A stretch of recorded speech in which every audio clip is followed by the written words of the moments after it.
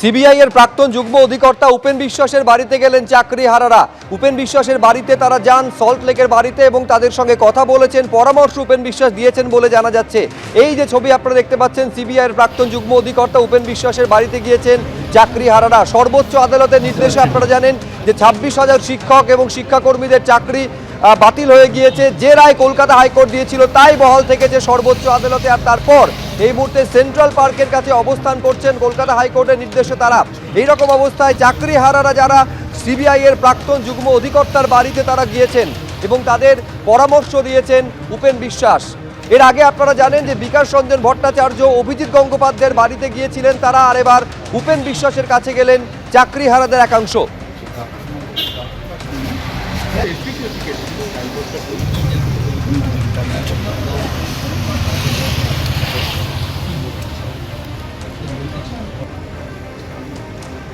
বেরিয়ে ডান দিক দিয়ে বা বাঁ দিক দিয়ে বেরিয়ে তোকে কোরিওগ্রাফি করতে হবে না।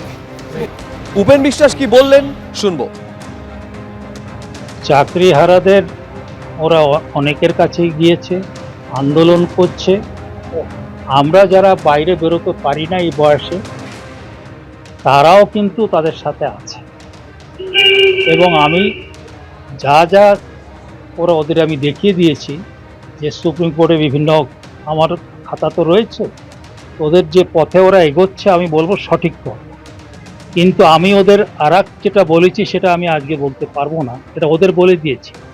এই সব কিছু হয়ে যাওয়ার পরেও ইংরেজরা একটা কথা বলে, there is always a way out, there is always a way out. সব কিছু যখন হবে যে কিচ্ছু হলো না, আমি সেটাও ওদের বলে দিয়েছি। আমি যেটা বলেছি সেটা জোর করেই কেড়ে নেব। অর্থাৎ এই অবস্থায় যারা যোগ্য চাকরিহারা তাদের চাকরিটা বহাল থাকবে কিভাবে, কোন আইনি পথে এই সমাধান পাওয়া সম্ভব, তাই জানতে উপেন বিশ্বাসের বাড়িতে গেছিলেন সল্ট লেকে। উপেন বিশ্বাসের বাড়ি সিবিআই এর প্রাক্তন যুগ্ম অধিকর্তা তিনি, তার সঙ্গে তারা কথাবার্তা বলেন এবং তাদের পরামর্শ উপেন বিশ্বাস দিয়েছেন। এর আগে আপনারা জানেন যে বিকাশ রঞ্জন ভট্টাচার্যের কাছে তারা গেছিলেন সিবিআই, এমনকি প্রাক্তন বিচারপতি বর্তমানে বিজেপির সাংসদ অভিজিৎ গঙ্গোপাধ্যায় তার বাড়িতে তারা গিয়েছিলেন। আর এবার সিবিআই এর প্রাক্তন যুগ্ম অধিকর্তা উপেন বিশ্বাসের কাছে পরামর্শ নেবার জন্য চাকরিহারাদের একটা অংশ তারা গিয়েছিলেন। এবার এই বৈঠক নিয়ে চাকরিহারা শিক্ষকদের একাংশ যারা উপেন বিশ্বাসের বাড়িতে গেছিলেন কি বলছেন তারা দেখব।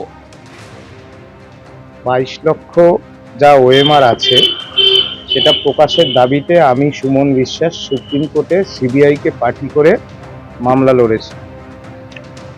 এই ওএমআর প্রকাশিত হলে একজনও যোগ্যজন বঞ্চিত হবে না।